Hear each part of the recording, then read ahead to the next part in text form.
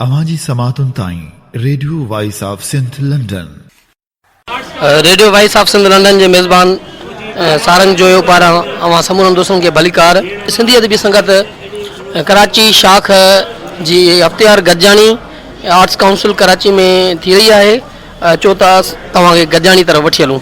पहिरियों मज़मून मुंहिंजो सारंग जोयो जो आहे। ये सिंध के तारीख़दान यूसुफ शाहीन के किताब शाह लतीफ़ सिंध की आज़ादी जो पहिरियों अज़ीम शायर उन ते तबसरो है। शाह अब्दुल लतीफ़ भिटाई की शायरी फ़लसफ़े और फ़िक्र के समझण के लाए असांखे सब खां पहिरीं शाह अब्दुल लतीफ़ के दौर के सियासी और समाजी हालतुन के समझणो पवंदो। उन खां पोइ असां शाह लतीफ़ के फ़िक्र के दुरुस्त अंदाज़ में समझी सघंदासीं। सिंध अंदर शाह लतीफ़ के फ़िक्र और फ़लसफ़े ते हुअं त तमाम घणनि महक़िक़नि और लेखकनि लिखियो है, पर उन्हनि मां कुछ अहम लेखक ही आहिनि।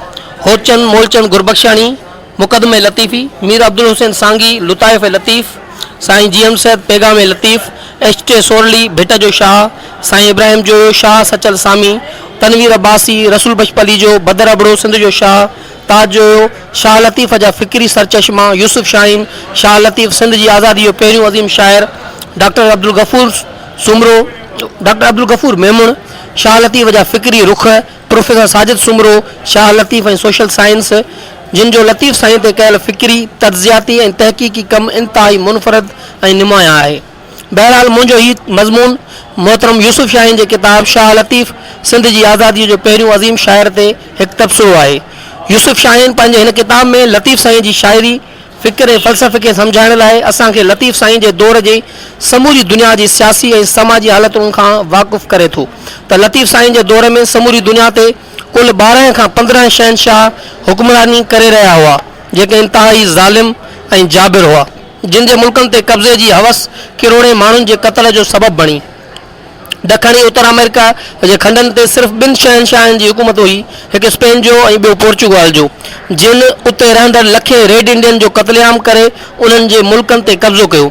अड़ी रीत हेॾां बरे सगीर हिंद एशिया और सेंट्रल एशिया में वरी सल्तनत उस्मानिया, मुग़ल सल्तनत और मंचूरियन सल्तनत जो राज हो, जिन पिण हितां जे मुल्कन के रहवासियों जो लखन के तादाद में कत्ल कयो और उन्हनि जी समूरी मईशत के लुटियो।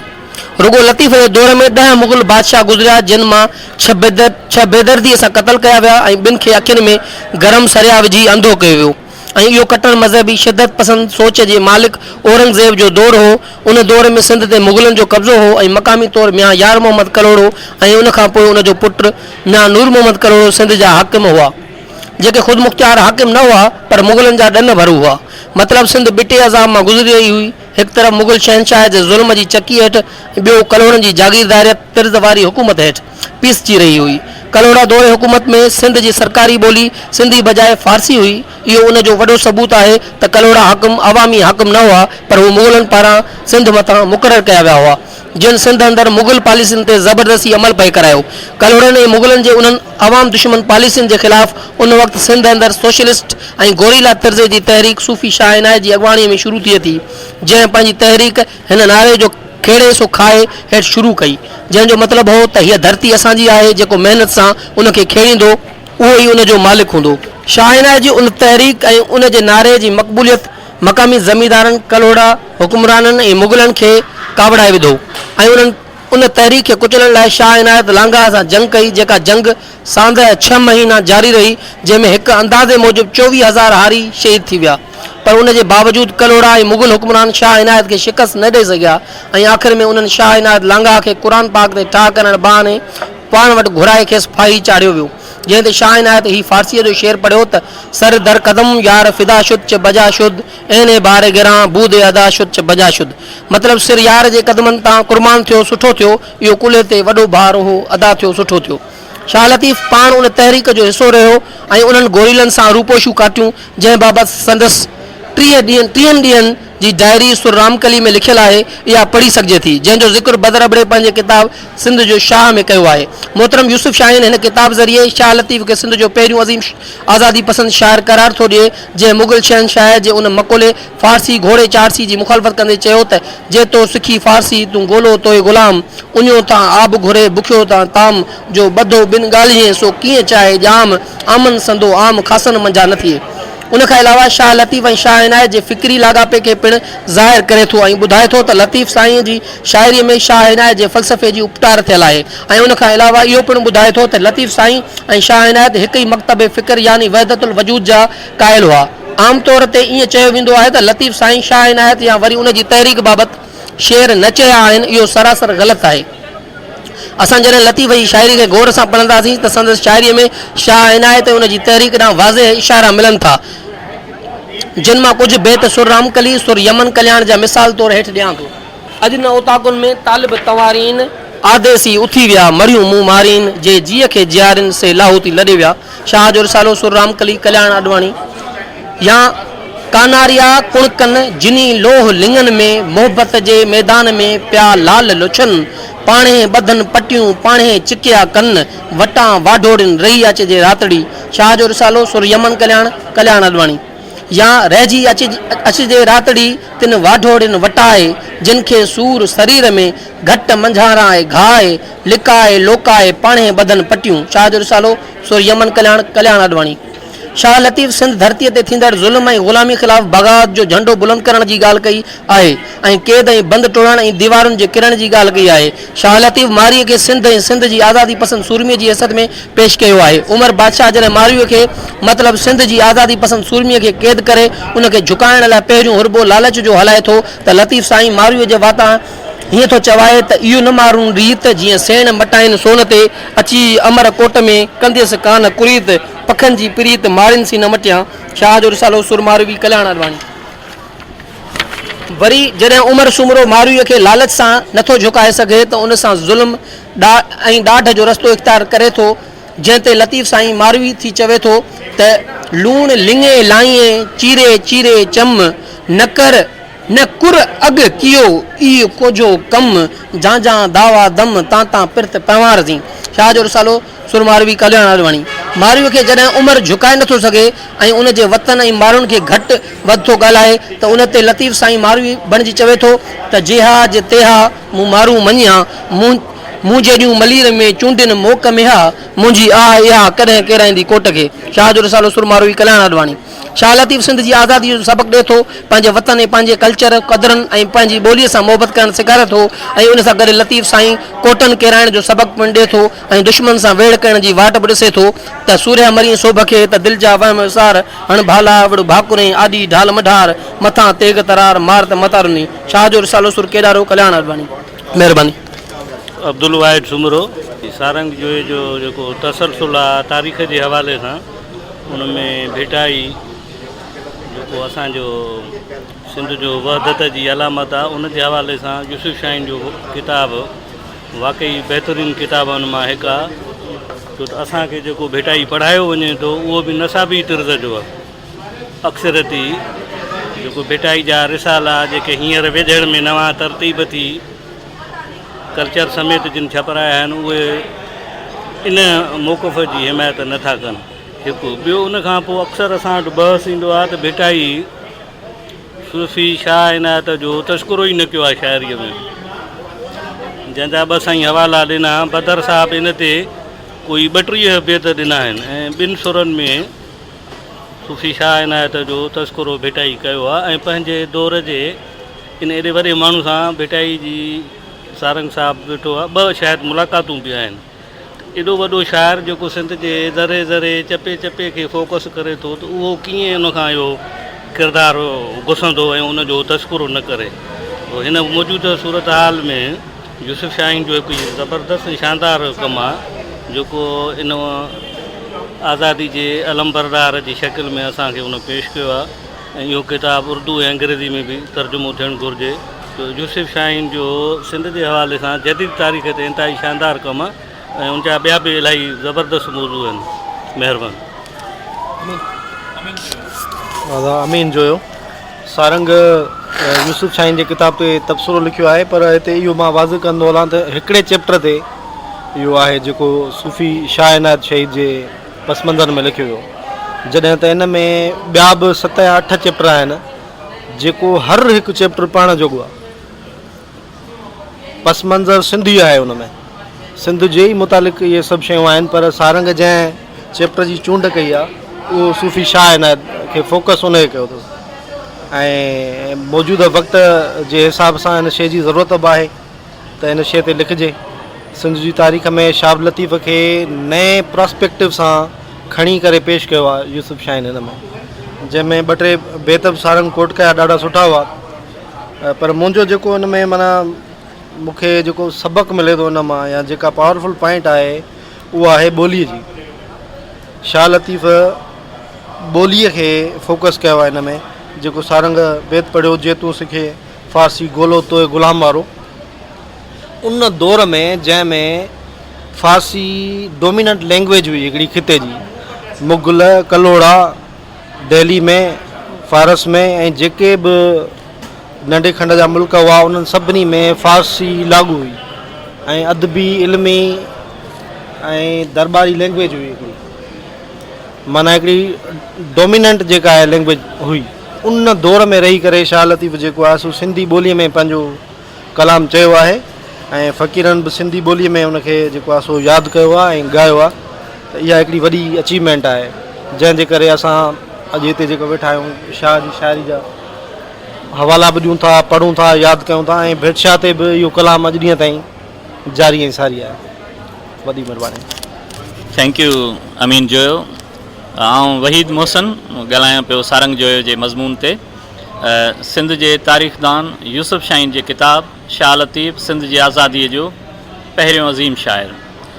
सारंग जेको रिव्यू कयो आहे हिन किताब जो त ॾाढो ज़बरदस्त नमूने सारंग उनखे खयो आहे। पहिरियों लतीफ़ जे रिसाले खे जन जेको आहे सहेड़ियो आहे, उन्हनि जो पहिरियों हवालो ॾिनो आहे। सारंग ॾाढो ज़बरदस्त सुठो कमु कयो आहे इहो। ऐं उनखां पोइ किताब ते रिव्यू आहे। ख़ासि जेको हिन मज़मून में जेको फोकस आहे उहो आहे सूफ़ी शाह इनायत, सूफ़ी शाह इनायत शहीद, उनखे ख़ासि फोकस कयो वियो आहे हिन मज़मून में। ऐं ॿियो जेको हवाला ॾिना आहिनि, शाइरी जा हवाला बि ॾिना आहिनि। त उन वक़्तु जेको आहे फ़ारसी ॿोली जेका राइज हुई सिंध ते, जेका क़ाबिज़ हुक्मरान हुया मुग़ल ऐं जेको आहे कलोड़ा दौर हुयो, त उन हवाले सां जेको आहे सारंग ॾाढो ज़बरदस्त नमूने हिन मज़मून में जेको आहे उहे तारीख़ी हवाला बि ॾिना आहिनि। ऐं हिन मुख़्तसिर मज़मून में जेको हुन रिव्यू कयो आहे त मां सम्झां थो त सारंग हुन में हिकु त तारीख़ी टचिस बि ॾिना आहिनि ऐं ॿियो हुन किताब जो रिव्यू बि हुन ख़ूबसूरत नमूने सां कयो आहे। ॾाढो सुठे नमूने सां सारंग हिन मज़मून में जेको पंहिंजी कोशिशि जेका हुन कई आहे त उन में असांखे कामयाबु नज़र अचे थो। साईं खे मुबारकबाद आहे। शफ़ी बिकक साहब खे गुज़ारिश आहे, हींअर गुज़ारिश कंदासीं जेको आहे असां वटि सिंधी अदबी संगत जी सदारत करे रहियो आहे मोहतरम काज़ी मुज़फ़र हुसैन साहब। साईं जन खे गुज़ारिश आहे त अॼु जे हिन मज़मून ते जेको आहे पंहिंजी राय ॾियनि। महिरबानी वहीद मोहसन। असल में छा आहे त साईं जोयो साहब जो जेको हर मज़मून थींदो आहे उन ते टेका टिप्पणी जेका आहे असां उहा इन लाइ घटि थींदी आहे त हू तारीख़ जे ओञाणनि खां घणे क़दुरु वाक़ुफ़ु हूंदो आहे ऐं तारीख़ी माग मकान सिंध जे हवाले सां शख़्सियतूं उन हवाले सां तमामु सुठो ॻाल्हाईंदो आहे, सुठो लिखी ईंदो आहे। ऐं हीअ बि जेको सिंध जे तारीख़दान यूसुफ शाहीन उन जो किताबु आहे, उन ते जे हिकिड़े चैप्टर ते जेको आहे सो तबसरो आहे जेको रुॻो सिंध जे सूफ़ी शाह इनायत जी तहरीक आज़ादी। हाणे सिलसिलो इहो आहे त यूसुफ शाहीन साहब जे तहरीक आज़ादी जो जेको चैप्टर आहे उहो लतीफ़ सरकार जेको 16वीं सदी ईस्वीअ में हीउ बयानु थो करे त जॾहिं सिंध ते तुर्खाननि ऐं मुग़लनि जो दौरु आहे। पर मां इहो इन खे थोरो अॻिते हलाईंदे या गुज़ारिश कंदुसि साईंअ खे त सिंध ते जॾहिं अरबन जो हुक्मरानी हुई उन दौर में बि सिंध जा तारीख़दान जेके आहे उहो उन्हनि सिंध जी अरबन खां जान छॾाइण जे लाइ जिन खे सोढा ऐं सूमरा चऊं था उन्हनि बि पंहिंजी तारीख़ लिखी।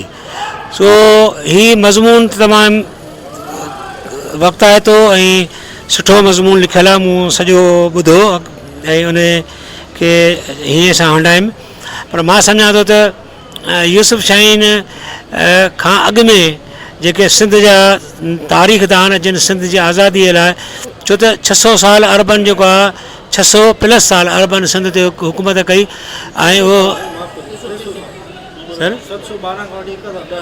हाँ 300 कुछ साल है, 300 कुछ साल है, सॉरी फॉर देट, 300 ऐं कुछ साल है। उन अरसे में जेका तारीख़ उन्हनि जे लाइ लिखी हुई आहे उन ते बि को सुठो मज़मून लिखी अचनि, छो त सिंध जी आज़ादी जी तारीख़ अरबन खां जान छॾाइण लाइ असांजी उन वक़्त खां हलंदड़ हुई ऐं मज़मून तमामु बहितरीनु आहे। ऐं मां साईं खे जस थो ॾियां, हिन जी हिकु हिकु सिट वज़नाइती आहे ऐं तारीख़ जे पढ़ंदड़नि खे यकीनन। पर हिकिड़ी ॻाल्हि ज़रूरु चवंदुमि त जेके असां वटि सिंध जे आज़ादीअ ते थीसिस लिखनि था पिया ऐं सिंध जे वजूद ते थीसिस लिखनि था, त उन्हनि सिंध जे अरबन खां अॻु में बि जेको सिंध जो दौरु रहियो आहे, छो त वासिब अरब जे रहे ते हमिलो कयो आहे ऐं हिकु फातिह थिया आहिनि, उन खां अॻु में बि सिंध हुई त ऐं उन ते थीसिस लिखी आहे। सो जीअं साईं तनवीर अब्बासी आहे उन जी थीसिस आहे ऐं उन खां अलावा असांजो खैरपुर जो ई आहे उस्ताद। सो असांजे सुठनि तारीख़दाननि खां जेको आहे सो अञा बि हिन में उनखे लिखी ऐं असांखे इहा वज़ाहत ॾिए त महिरबानी थींदी। संदसि लिखणियूं तमामु बहितरीनु आहिनि, महिरबानी। सारंग जोयो जेको आहे दोस्तनि जे जेको आहे जंहिं तनक़ीदी हवाले सां या साराह जे हवाले सां ॻाल्हायो आहे, सारंग जेको आहे जवाबु ॾींदो। असल में ही यूसुफ शाहीन जे टिनि जेके बाबनि ते मुंहिंजो तबसरो आहे, जंहिंमें ख़ुदि शाह लतीफ़ आज़ादी जो पहिरियों अज़ीम शाइर तेब आहे, छो जो हिन में शाह लतीफ़ जो जेको आज़ादी पसंदि फ़िक्र आहे, मारवी वारो जेको पहलू आहे, ॿियो टियों उहो सॼो उन बाब जो आहे सॼो। उन खां अलावा टियों जेको शाह लतीफ़ जो सियासी हालतूं उन दौर में सिंध जूं बरे सग़ीर हिंद में ऐं दुनिया में उन जो बि थोरो सरसरी जाइज़ो हो। सो ही बुनियादी तौर 3 चैप्टर्स ते जो जाइज़ो आहे, जंहिंमें शाह इनायत वारो जेको चैप्टर आहे उहो या शाह लतीफ़ वारो, ऐं टियों उन वक़्त जूं सियासी हालतूं उन ते आहे। उन खां अलावा हिन किताब ते असां मुसलसिल 8 खां 10 स्टडी सर्किल हलाया आहिनि ऐं उन ते मुंहिंजा मुख़्तलिफ़ तबसरा थियल आहिनि। उन्हनि खे कंपाइल करे मां गॾियल हिकिड़ो तबसरो छपाईंदुसि ऐं उन में अरब दौर ते बि मुंहिंजो लिखियलु आहे, छो जो अरब दौर ते यूसुफ शाहीन जेको आहे अरिड़हं हमला जेके ॾेखारिया आहिनि उन्हनि ते बि मूं तबसरो कयो आहे। बल्कि उन खां अॻु में राय घराणे जो जेको ज़िक्र आहे वेंदे यूसुफ शाहीन जेको आहे सिंध जी अवीन तहज़ीब मोहन दरे खां खणे थो ऐं उन खां वठी करे सॼी तारीख़ खे बयानु करे शाह लतीफ़ खे उन सां ॻंढे थो, जोड़े थो। इहो उनजो कमाल आहे। बसि महिरबानी साईं। हींअर गुज़ारिश कंदुसि मां अब्दुल वाहिद सूमरे खे त पंहिंजी जेका आहे तख़लीक़ थियल कहाणी रिवायत जेको आहे तनक़ीदी क्लास में पेश कनि। अब्दुल वाहिद सूमरो। साईं कहाणी उनवान आहे रिवायत अब्दुल वाहिद सूमरो। शमशाद जेका 22 वरियनि जी मोचारनि वसफ़नि वारी कतबुत जी पूरी कणक रंगी मैट्रिक पास, घर ॻोठ जे हिसाब सां साफ़ सुथरो, जंहिंमें घरेलू ज़रूरत वारियूं तमामु शयूं मौजूदु आहिनि। घर जे आगुर ते खटूं पियल, विरांडो ऐं अंदरि 3 कमरनि ते उहो घरु मुबनी आहे। अॻियां आगुर ते बुर्की खानो आहे। घर जा भाती अञा सुतल हुआ। पासे में ॿार खे थोरी देरि पहिरीं वीचारे पाउडर क्रीम हणी विहारियो हुयुसि त ॿारड़े खे निंड वठी वई। जीअं नज़र कुख जाइ ते पियसि त हिकु सुकून मिलियुसि। शमशाद पियल खट तां उथी बुर्की खाने जो रुख़ कयो। पंहिंजी ससु जे लाइ चांहि ठाही। हिन जी ससु रहमत ख़ातून 45 वरनि जी ख़ुशि लिबास ऐं ख़ुशि शकिल आहे। शमशाद चांहि पहिरीं ससु खे ॾिनी, पोइ चांहि पापा खणी अची खट ते रखे गरम चुस्कियुनि सां पापनि खे खाइण लॻी। शमशाद कुझु ॾींहंनि खां मुंझल ऐं उखड़ियल हुई, छाकाणि त वर लाड़काणे मां गुम थी वियो हुअसि। गुम थींदे 2-3 ॾियारा थिया हुआ। हीउ वाक़ई अॻुवा थी चुको हो या खंभे गुम। उन वहम में शमशाद खे तॾहिं पक थी जॾहिं हिकु हल्के पोइवारी में बयानबाज़ी शुरू कई। शमशाद खे हिकु भेरो मुड़ुसु ॿुधायो त हमदर्दी उन सथ सां आहे। उन ॻाल्हि जे ॿुधण सां हिन जे चहिरे जो रंग लही वियो, जंहिं ते ज़ाकिर वनीअ खे ॾिसी चयो त शमशाद आउं हमदर्द आहियां, पर वधीक कुझु बि ॿुधाए न सघियुसि। शमशाद वरी पुछियो त उन पर मां छा मक़सदु? मुंहिंजो मतिलबु क़ुर्बानी। पोइ तव्हांजा ॿिया सथ जो आहिनि, ॿिया कुटी खाऊ मजनू जो आहिनि, हयाती विञाए चुका आहिनि। फ़ाइदो त न थियो। शमशाद चयो थोरो जज़्बाती थींदे ज़ाकिर चयो त गिदड़ जी 100 सालनि जी ज़िंदगी खां शींहं जी हिक ॾींहं जी ज़िंदगी बहितर आहे। हा पर सभु हयाती सां जुड़ियल आहिनि। शमशाद चुस ग़ुलामी वारी ज़िंदगी खां शहादत वारी ज़िंदगी ई ॿी आहे। सुकरात जे ज़हर जे प्याले पीअण खां इमामनि जी शहादत उहो वक़्तु ऐं हालतुनि जी तक़ाज़ा हूंदी आहे। उहा ॿिन्ही जी गुफ़्तगू ख़तमु थी वई। कुझु ॾींहंनि खां पोइ कुझु किताब शमशाद लाइ वठी आयो जेके हीरोज़ जी हयातुनि ते मुबनी हुआ। ज़ाल मुड़ुस कचहरी में वेठा जो ज़ाल रहमत ख़ातून ॾिसी ॿाहिरि हली वई। चयो किताब पढ़णु शुरू कई। हिकु किरदारु हुयो हेमू कालाणी जो, जंहिंजो तालुक़ु पुराणे सखर सां हो, जंहिंखे जेल में बंदि कयो वियो हो। अंग्रेज़ फील्ड इंसानियत ऐं तरक़ी जो अलंबरदार तिन हेमू कालाणी खे मौत जी सज़ा ॾिनी। जॾहिं त उनजी उमिरि बि नंढी हुई। उनखे फाई जी सज़ा ॿुधाई, माफ़ीनामे जे लाइ चयो। ख़ौफ़ करण जे बजाए हिन जो वज़न वधी वियो। ईअं सूर्य बादशाह जो किसो आहे। हितां जी हीरनि जी उहा रिवायत रही आहे। फाई जे फंदे खे चुमण जी हिकु तारीख़ गवाह आहे। मुड़ुस चयुसि पाणी ॾे, उञ लॻी आहे। पाणी जो गिलास आणे ॾेसी ईअं घर जे कम खे शमशाद लॻी वञे थी। 2-4 ॾींहं को गुज़रिया हूंदा, ॿार जो रोअण जो आवाज़ु आयो। छिरक भरे उथी वेही रहे थी पर ॿार त निंड में आहे। पाण खे 2-4 ॾींहं गुज़री विया। ॿार जो रोअण जो आवाज़ु आयो। छिरक भरे उथी वेही रहे थी पर ॿार त निंड में आहे। पाण खे ॾिसे थी घर में अकेलो खट ते वेठी। शमशाद खे यादि अचणु लॻो त हिनखे मुड़ुस कॾहिं तंग न कयो। आम रवाजी मर्दनि वांगुरु न कॾहिं कार ऐं न का ॿी बेइज़ती न शक। जॾहिं बि ॿाहिरि वेंदो त लटा कपिड़ा चूड़ियूं ऐं कुझु किताब वापसी ते आणींदो। कॾहिं कॾहिं साण वठी शॉपिंग कराए ईंदो। गुज़िरियल कुझु ॾींहंनि खां हू न हो। हिन जी दिलि बि ख़ौफ़ ऐं विसवसे में वरतल हुई। दिलि ते ॿार ते महसूसु कयो। अखि पे फड़कियसि। तव्हांजो ॿार भित ते कांव पंहिंजो कां करणु लॻो। हिन सोचियो त को महिमान ईंदो। ईअं कुझु हैरान परेशान थी हुई। निरड़ ते पघर अची वियुसि। एतिरे में हिनखे मैसेज आयो। उन मैसेज खे पढ़ण सां शमशाद खां रड़ निकिरी वई। भरिसां वारी खट ते मलमल जे कपिड़नि में वेठी हुई। तंहिं चयो छोकिरी छा थियो? सुबुह सां खरे सले रड़ कई, ख़ैर त आहे न? शमशाद बार बार उन आयल पैगाम खे पढ़णु लॻी जंहिंमें लिखियलु हो नाथन शाह जे ॿाहिरां ॿिनि नौजवाननि जा चिचिरियल बदन हथ आया आहिनि, जंहिंमें हिक जी सुञाणप ज़ाकिर जे नाले सां थी आहे। मैसेज मोकिलींदड़ हिकु छोकिरी आसिफ़ा जो मैसेज हो। शमशाद जे अखियुनि ॾाढो ऊंदहि छांइजी वई। ससु वरी परेशानी मां पुछियुसि छा थियो? आख़िर छा ते मुंहं जो रंग लही वियो थी? शमशाद खां निड़ी मां लफ़्ज़ न थे निकिता। अमा अड़ी छोकिरी कुझु चयो बि? ससु उतावलो थींदे चयुसि अमा ज़ाकिर वधीक लफ़्ज़ न निकितसि। माई गुज़ारतूं पई ॾींहुं ज़ाकिर खे वरी छा थियो? ससु परेशानी मां चयो अमा नाथन शाह वटि 2 लाश मिलिया आहिनि। हिकु ज़ाकिर। अखियुनि मां ॻोढ़ा वहणु लॻसि। मथां बीठल रहमत पिटण रणण ऐं पाराता कढणु लॻी त आबाद ते घर जा ॿिया भाती गॾु थी विया। ॾिसंदे रड़ियूं ऐं मातम अॻुवाड़े ते शुरू थियो। हिकु छोकिरी डुक पाए वञी टीवी ऑन करे चैनल ते हर गौर सां टिकर पढ़ियो पए।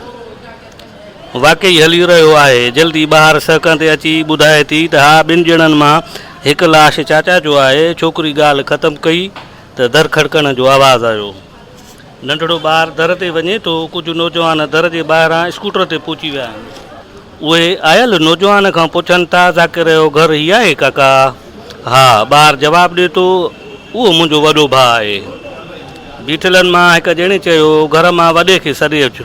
ॿारु घर वञी पीउ खे ॿुधाए थो। ज़ाकिर जो पीउ थकल ख़ामोश कदमनि सां ॿाहिरि दर ते अची बीहे थो। अंदरां दर ते शमशाद ऐं रहमत ख़ातून बि बीहनि थियूं। ॿाहिरि अची ज़ाकिर जो पीउ बीठो।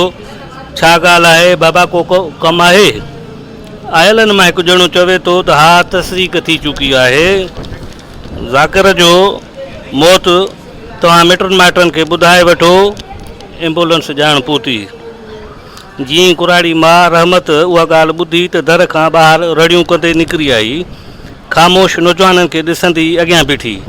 मुड़ुस चयुसि तूं त अंदरि हल शमशाद हिन खे अंदरि वठी वञ।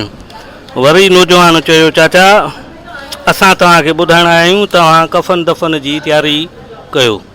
पीउ पुट जे कुमल मौत जे ख़बर ते अखियुनि मां ॻोड़ा वहण लॻसि। रत जो दौरो तेज़ थी वियुसि। ॿिया घर भाती बि घर जे अंदरे पासे गॾु थी चुका हुआ। ॿिया नौजवान बि पहुची विया। असां बीठा आहियूं चाचा को कमकार ॿुधायो। पोड़े नौजवाननि खे हिकु नज़र ॾिठो ॻाल्हि सम्झी वियो। नौजवाननि जो तइदादु आहिस्ते आहिस्ते वधंदो वञे थो। अंदरि घर में रोज़ राड़ो बि वधी वियो। पोड़ो नंढे पुट खे सॾे थो।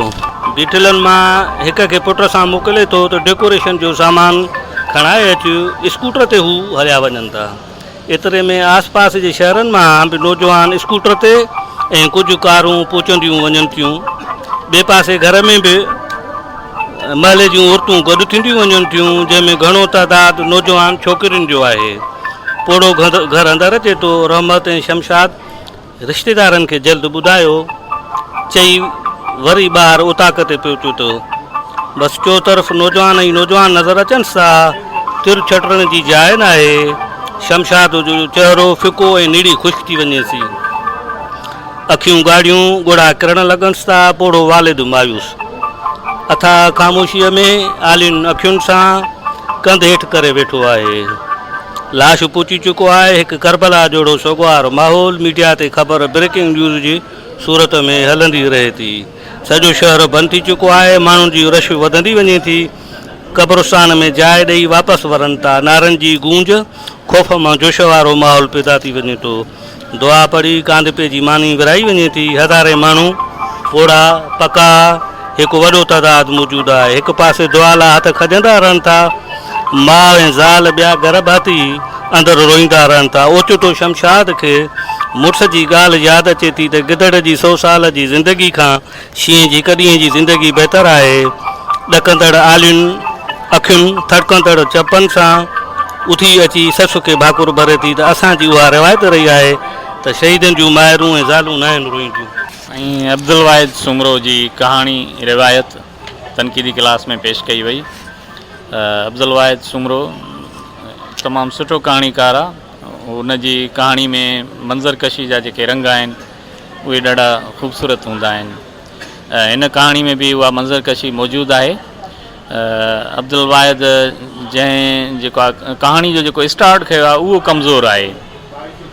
छो त कहाणी जो जेको स्टार्ट हूंदो आहे त जॾहिं उहो पंहिंजे पावर में हूंदो त अॻिते कहाणी ॿुधंदड़ खे बि ॾाढो मज़ो ॾींदी ऐं पढ़ंदड़ खे बि ॾाढो माना पाण ॾे माना छिके वठंदी। त शुरूआत कहाणी जी उहा कमज़ोर लॻे थी। उहा माना उन में कशिश उहा छिक न आहे। मां सम्झां थो त उन में ॿोलीअ जी जेका हुस्न आहे उहो थोरो घटि आहे। जेकॾहिं ॿोली ते थोरी महिनत कई वेंदी ऐं ग्रामर जे हवाले सां जेकॾहिं थोरो उन में फ़नी हवाले सां उनखे थोरो ॾिसंदो। अब्दुल वाहिद तमामु संजीदा कहाणीकार आहे। त हीअ कहाणी पंहिंजी जाइ ते पंहिंजो हिकिड़ो असरु रखे थी। हिकिड़ो मैसेज आहे ऐं जेको आहे समाज जे हवाले सां उहो जेको अकासी करे थी। तमामु सुठी जेका कहाणी आहे अब्दुल वाहिद जी। हींअर आउं गुज़ारिश कंदुसि अमीन जोयो खे इन कहाणी ते ॻाल्हाईंदो। अमीन पास थो करे ऐं मां जेको आहे गुज़ारिश कंदुसि सारंग जोयो खे त हिन कहाणी ते पंहिंजो तबसरो करे। सारंग जोयो साईं वाहिद तमामु सिंध जो सीनियर कहाणीकार आहे ऐं संदसि हीअ कहाणी सिंध जी उन दर्द जी कहाणी जी अकासी करे थी जेको दर्द रियासती इदारनि पारां सिंध जे गभरू नौजवाननि जा चिचरल लाश जी सूरत में ॾिए थी।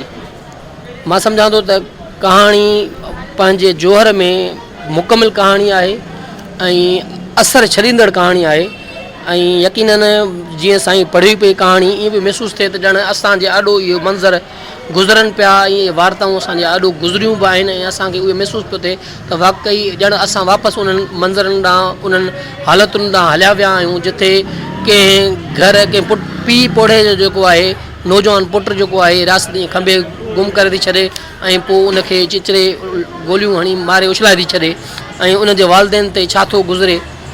ऐं ॿी हिकिड़ी हिन में ॿी अहम ॻाल्हि इहा आहे त जेकी हुनजी घरवारी आहे उनखे जेका हुनजी ॾिनल तरबियत आहे ऐं हुनजी जेका मुड़ुस जो जेको रवैयो आहे माना हिकु क़ौमी कारकुन जो जेको रवैयो हुअणु घुरिजे, हिकु इनकलाबी जो जेको रवैयो हुअणु घुरिजे, उनखे बि इंडिकेट कयो अथई, ज़ाहिर कयो अथई त माना हिकु इनकलाबी हिकिड़ो बहितर समाज अॾणु चाहे थो ऐं समाज में सुधारो आणणु थो चाहे ऐं उहो पंहिंजी घरवारीअ खे अॻुवाट ई इहो ज़हनी तौर ते तयारु करे वियो त सुभाणे मूंसां ईअं शइ थी सघे थी। ऐं असां जंहिं शइ लाइ विड़ूं पिया उहा अहिड़ी शइ आहे जंहिंमें माना 100 सालनि जी गिदड़ वारी ज़िंदगी आहे, हिकु ॾींहं जी शींहं वारी जेकी ज़िंदगी आहे उहा बहितरु आहे। मां सम्झां थो तमामु बहितरु कहाणी आहे, उनजी शुरूआत बि सुठी आहे, उनजो क्लाइमेक्स सुठो आहे, उनजो इख़्तिताम ॾाढो ज़बरदस्तु। साईं खे मुबारकूं। सदारती राय वठंदासीं काज़ी मुज़फ़र हुसैन खां। साईं महिरबानी। साईं वाहिद सुमरे जी कहाणी रवायत कहाणीअ खे जे अंदाज़ में पढ़ियो वियो, मूंखे सिंध जा 2 लाश अखियुनि खां नज़र आया, हिकिड़ो मुज़फ़र भुट्टे जो ऐं ॿियो ॾाहर बंभरे जो। ॾाहर बंभरो ज़िले खैरपुर जे हिमोरजन जे भरिसां ॻोठ जो रहाकू मुंहिंजे दोस्त जो पुटु ऐं उनजी फू जवानी जंहिं महिल उहो 24 सालनि जो, त उनखे एजेंसियुनि या इदारनि सिंध जे उन्हनि दलालनि जे हुकुम ते जेको खणी खंभे ऐं शहीद कयो, उहा सॼी जेका कहाणी जो रूप हुयो उहो चिटो मुंहिंजे अॻियां साम्हूं अचे पियो। वाहिद सुमरे साहिब जी कहाणी जेका आहे सा उन में यकीनन शुरूआत जेका आहे सा उहा थोरी अट्रैक्टिव नथी लॻे। उहा अट्रैक्टिव इन सूरत में लॻे आहे जंहिं महिल कहाणीअ खे साईं उथंदे ई हिकिड़ो सिंध जे क़ौमी कारकुन जो या सिंध जी कंहिं सियासी लाॻापियल हैसियत जो रूप ॾिए हा। वाह, हीउ माण्हू सिंध यूनिवर्सिटी में पढ़ंदो हो या कंहिं अहिड़े इदारे में कमु कंदो हो ऐं उनखे कीअं खंभियो वियो, छा थियो, इहे सभु ॻाल्हियूं। पर साईं जेको आहे सो हिकिड़े नौजवान खे जेको ख़ामोश क़ौमी कारकुन आहे ऐं जेको वेढ़ाक बि न आहे ऐं उहो घर में वेही पंहिंजी ज़ाल सां पंहिंजे बचड़नि सां उहो रहे थो, त उनजो ज़िक्र कयो आहे। ऐं मां सम्झां थो त इहे तारीख़ जा अहिड़ा खोड़, अहिड़ा रूप ऐं अहिड़ा रंग आहिनि जिन में असांजे ख़ामोश नौजवाननि खे जेके घर वेठे पंहिंजी रवायतुनि जा आलमबरदार आहिनि उन्हनि जो ई अकासी कई आहे। ऐं कहाणी जो क्लाइमेक्स बि ठीकु आहे, रवायती आहे। त जेको हुनजे मुड़ुस हुनखे चयो त गिदड़ जी 100 साल जी ज़िंदगीअ खां हिकु ॾींहं जी शींहं जी ज़िंदगी वधीक बहितरु आहे। मां सम्झां थो त क्लाइमेक्स में अञा बि जेकॾहिं उनखे शींहं जी वेठ ॾेखारे आहे, उन सां जोटींदे जंग ॾेखारे आहे, त असांखे अञा कुझु क्लाइमेक्स में वधीक मज़ो अचे हा।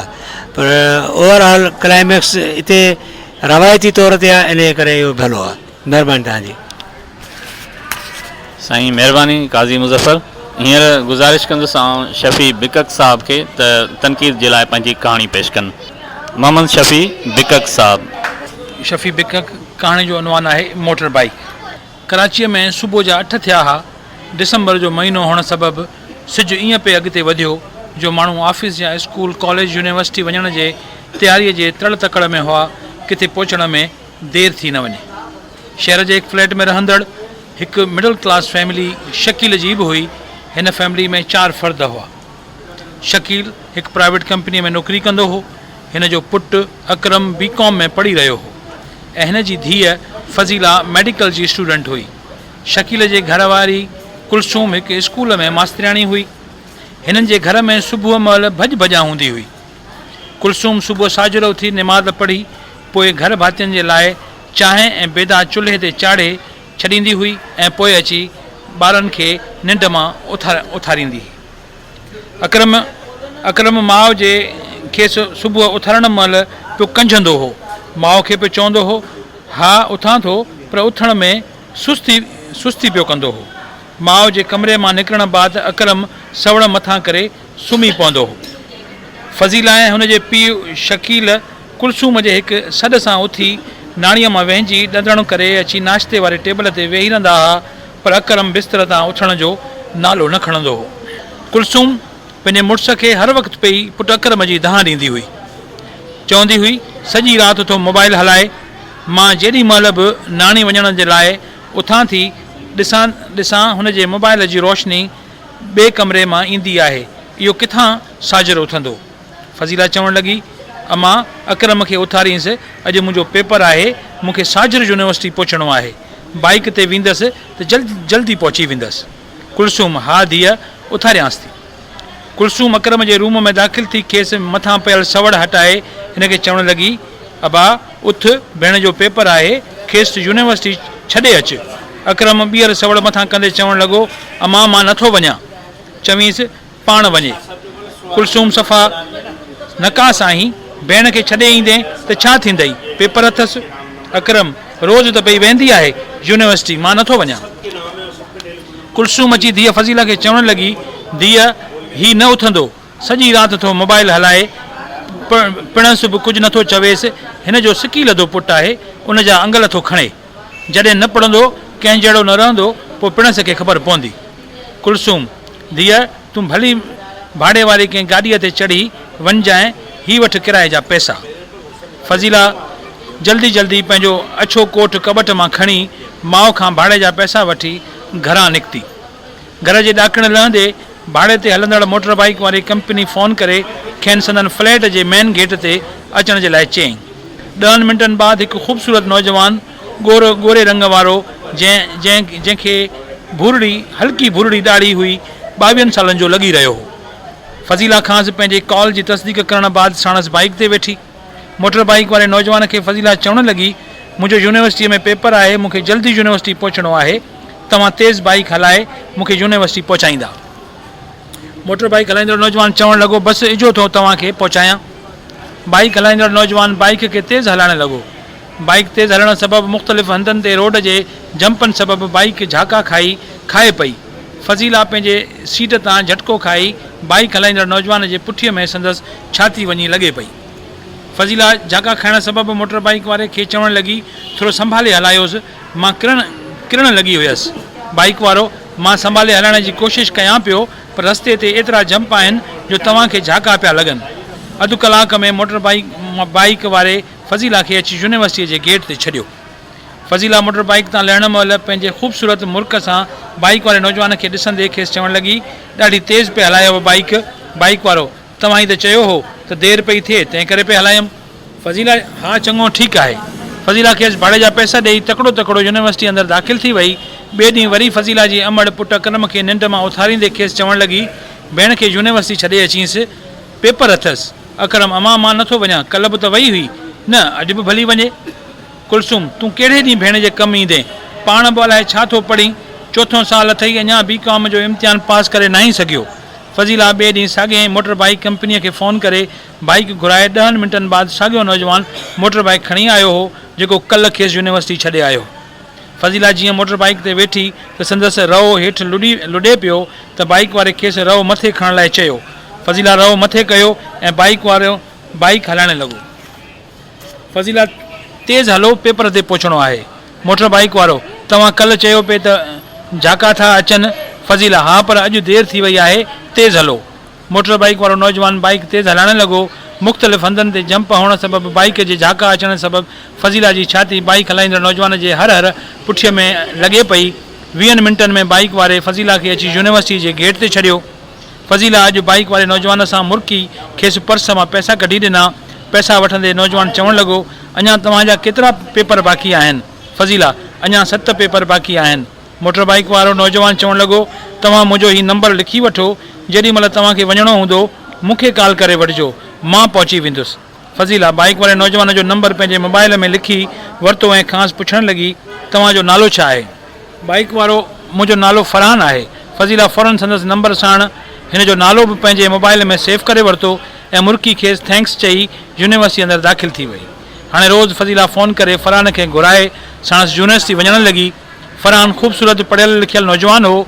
फज़ीला जे मन खे फरहान जो इख़लाक़ सभा जड़ाईअ सां गॾु संदेसि अट्रैक्टिव पर्सनालिटी ऐं संदसि खिलण वक़्तु हिन जा ख़ूबसूरत ॾंद पिया झरकंदा हुआ। हिन जो ॻोरो रंग ऐं संदसि बदन ते भूरा वार जिन संदसि शख़्सियत खे पुरकशिश बणायो हो। फज़ीला हिन नौजवान जे कुर्ब में मोहिजी वई ऐं फरहान ऐं फज़ीला पाण में सुठा दोस्त बणिजी विया। साईं हीअ हुयो मोहम्मद शफ़ी बिकक जंहिं कहाणी जेको आहे तनक़ीदी क्लास लाइ पेश कई। कहाणी जो उनवान हुयो मोटर बाइक। ही हिकु आम रवाजी कहाणी आहे, हिन में को एॾो हू कोन्हे, छाल न आहे एॾो को वॾो।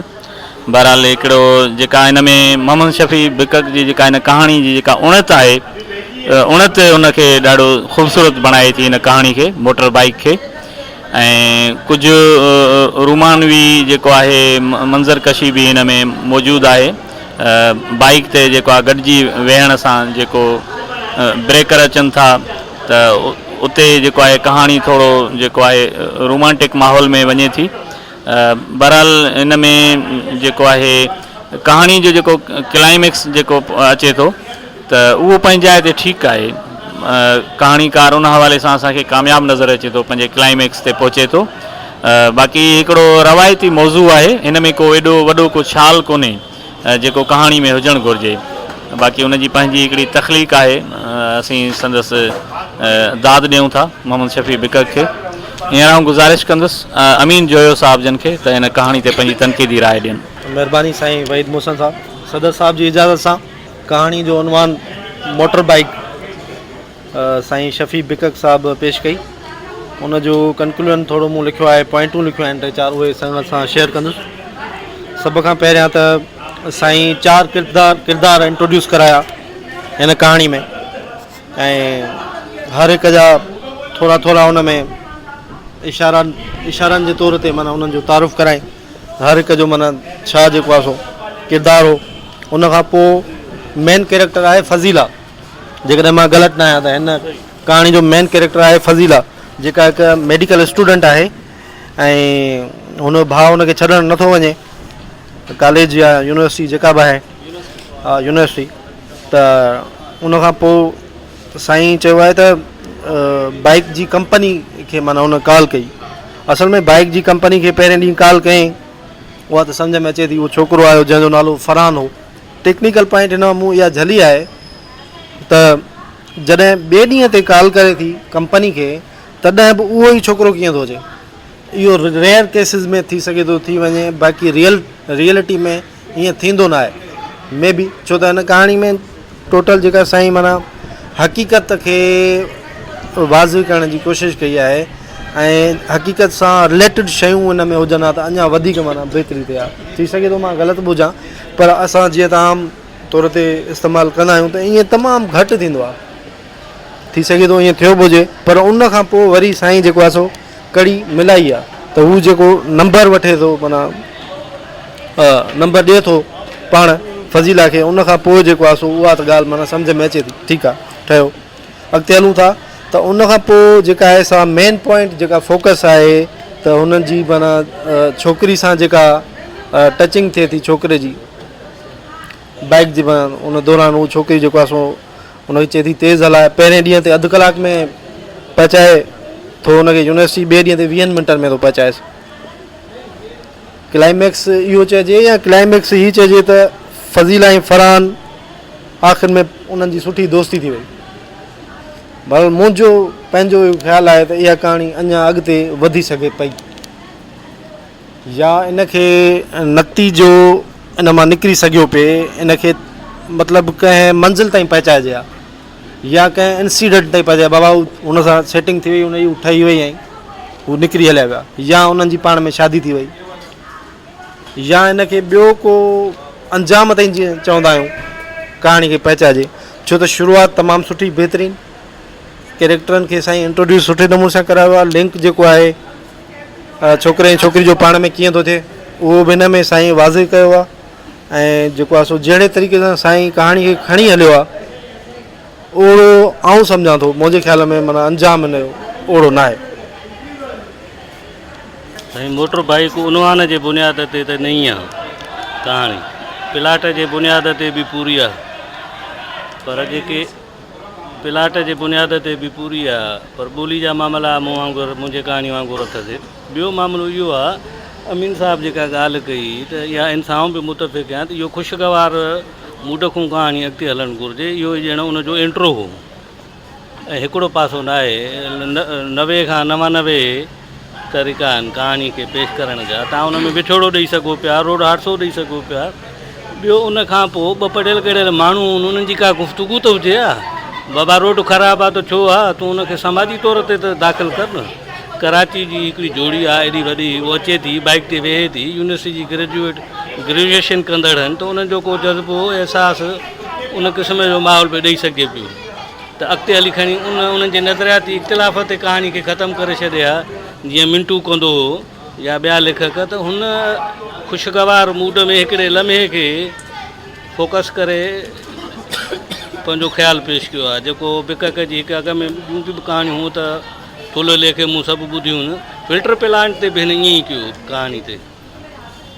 उहो बि ईअं ख़ुशगवार भाॼाई सां हुनजी नाराज़गी आहे, पोइ रहे थो पाणी वारी छोकिरी आहे उहो त हुन सां अफेयर थी थो वञे। त भई तूं कहाणी खे अॻिते त वठी हल न, या हुन में रंग भर। त हेॾो स्कूटर ते 25 मिंटनि में को जुमिलो 2-4 डायलॉग ॾे, 15-20 ॾींहंनि में छा ॻाल्हायूं, कराची में छा थो वए वापरे, उन्हनि जी यूनिवर्सिटी जो छा माहौल आहे। और उन खां बाइक जो पुछे हा बाबा तूं हेसाणी कीअं पहुतो आहे, बसि दोस्ती थी वई। इहो हिकिड़ो मुंझल मसइलो आहे। पोइ इन कहाणी खे हिनखे ॿीहर ॾिसणो पवंदो। महिरबानी। सारंग जोयो साईं शफ़ी साहिबु सुठो कहाणीकार आहे, ऐं पर हिकिड़ी शइ ॿी आहे त विच में संदसि कहाणियुनि में ॿोली में काफ़ी सुधार अची विया हुआ, पर वरी अॼोकी कहाणी में काफ़ी ॿोलीअ जा कुझु मूंखे झोल महसूसु थिया। ख़ासि तौर ते माना हिकिड़ियूं शयूं अहिड़ियूं आहिनि, मिसाल तौर ते चांहि पचाई बि न आहे, काढ़ बि आहे, ठीकु आहे, या वरी हिकिड़ो ॿ ॿिया अहिड़ा लफ़्ज़ हुआ ॿोली जे हवाले सां। ॿी ॻाल्हि इहा आहे त अमीन ऐं साईं वाहिर जेकी ॻाल्हि पॉइंट आउट कई आहे उहा इहा आहे त छोकिरो ऐं छोकिरी जो बाइक ते सफ़र करण दौरान यकदमि इश्क थी वियो या दोस्ती थी वई, पर उन्हनि जे विच में का बि गुफ़्तगू अहिड़ी न आहे जेका रोमांटिक हुजे, जंहिंमें माना इहो महसूसु थिए त हुननि जो तालुक़ु जुड़े थो। सवाइ इन जे झाकनि ते छाती लॻण जे ॿियो को बि असांखे इन में तालुक़ु नथो लॻे। त उनखे अञा वधीक असरअंदाज़ ऐं पुख़्तो बणाइण जे लाइ उन्हनि में डायलॉग्स कजनि हा, उन हिकिड़ो रोमांटिक माहौल जोड़िजे हा, ऐं इन शइ खे थोरो अॻिते वधाए बि सघिजे पियो। त मे बि उहो छोकिरो जीअं तव्हां ॿुधायो आहे त उहो पढ़ियलु लिखियलु हो, ऐं छोकिरी बि पाण मेडिकल यूनिवर्सिटी शागिर्दाणी आहे, त ॿिन्हिनि जो जेको इंट्रोडक्शन थिए हा, तफ़सील थिए हा, जेको रोमांटिक कहाणी थिए हा, त ॿई यूनिवर्सिटी जा शागिर्द निकिरी पवनि हा, ऐं उन्हनि खे थोरो अॻिते वधाए मां सम्झां थो कहाणी अञा वधीक बहितर नतीजो बि ॾेई सघे पई, ऐं वधीक क्लाइमेक्स जेको हुनजो अञा हिन खां सुठो थी सघे पियो। बाक़ी कहाणी बहितर सुठी। सदारती राय वठंदासीं, जेको आहे काज़ी मुज़फ़र हुसैन असांजी अॼु जी गॾिजाणी सदारत करे रहियो आहे, ऐं इन कहाणी ते पंहिंजी सदारती राय ॾींदा। काज़ी मुज़फ़र हुसैन साईं बिकक साहिब जी कहाणियूं अॻ में बि ॿुधियूं, बिकक साहिब जूं कहाणियूं अॻ में बि ॿुधियूं, वज़नदार बिल्कुलु उन में लफ़्ज़नि जी सिटा जेको उहो ॿोलीअ जे लिहाज़ खां तमामु बहितरीनु हूंदो हुयो, पर अॼु जी कहाणीअ में वाक़ई कुझु झोल, कुझु लफ़्ज़नि जो सिटा मिड़ई कुझु ईअं हो। ऐं इहा सच ॻाल्हि आहे त हिकिड़े अणॼाण माण्हू सां मोटर बाइक ते जेकॾहिं का छोकिरी वञे थी ऐं उहो अधु कलाकु सफ़र करे थी, त उन में ॿिनि ॻाल्हियुनि जो हुन वटि हिकिड़ो त ख़ौफ़ जो तारी हुजण बि पंहिंजी जॻह ते थिए थो, त मुमकिन आहे त मां ॻाल्हायां ऐं उनजो जवाबु मूंखे कुझु मिले। ऐं ॿियो इहो थो थिए पियो त असांजे मुआशिरे में को मिट माइट, को भाउ, को सोट मासात को ॾिसी वठे त उन मां बुरो सम्झे, पर जीअं त फॉरवर्ड माहौल आहे उनजे करे साईं शायदि फॉरवर्ड माहौल खे नज़र में रखंदे इन ॻाल्हि जो जेको इज़हार कयो आहे। हाणे ॿीहर घुराइण इहो इतफ़ाक़ आहे त हू कंपनीअ खे जीअं साईं ॻाल्हायो त इतफ़ाक़ थो थिए, त उहो इहो को हज़ारनि में को हिकिड़ो दफ़ो को केस थिए थो, जे अदरवाइज़ इहो माण्हू साॻियो हिकिड़ी पॉइंट ते कोन बीठो हूंदो, मुख़्तलिफ़ जायुनि ते माण्हू बीहंदा आहिनि, उहो कंदा आहिनि।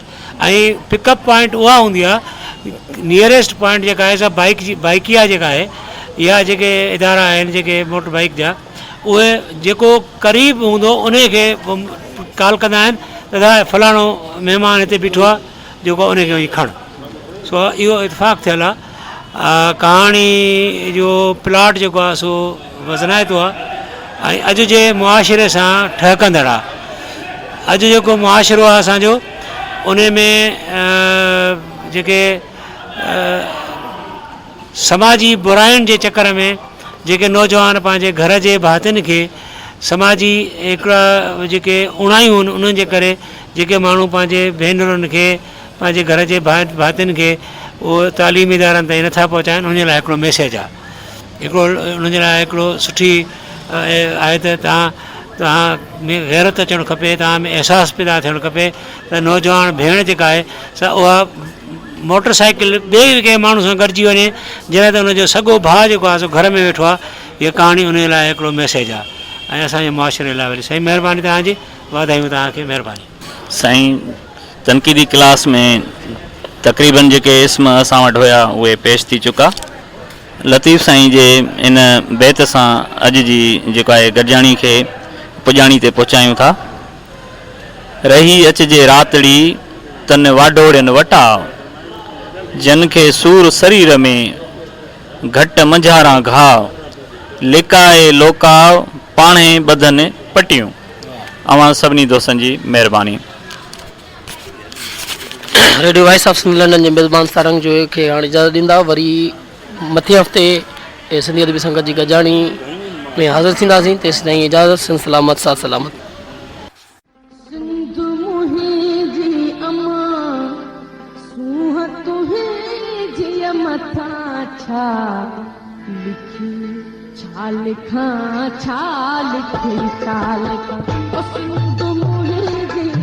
दुनिया जा सिंधियो हिक मुठ थी सिंध बचायो।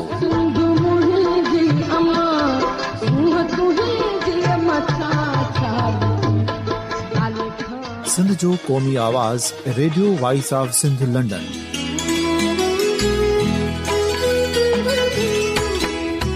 Radio voice of Sindh London पंहिंजी नशरियात में सिंध जी सियासत, समाज, इक़्तिसादियात, तारीख़, क़ौमी उमंगुनि ऐं अख़लाक़ियात मुतलिक़ सिंध जी हक़ीक़ी तर्जुमानी कंदे प्रोग्रामनि खे असराइतो बणाइण लाइ सिंध जे घण घुरनि ऐं धरतीअ सां प्यार कंदड़ अदीबनि, दानिश्वरनि, सहाफ़ियुनि, उस्तादनि, वकीलनि ऐं हर तबिके जे मानवारनि सजणनि खे सिंध में शऊरी इनकलाब लाइ सहकार जो सॾु ॾियूं था।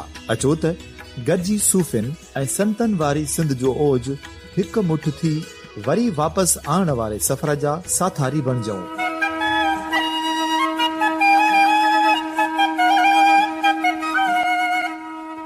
हिकु नए सुबुह जी शुरूआत जो पड़ाॾो घर घर, ॻोठ ॻोठ ऐं शहर शहर ताईं पहुचायो। शाल सिंध आबाद ऐं ख़ुशहाल थिए, सिंधी माण्हू सुखियो ऐं सताबो थिए।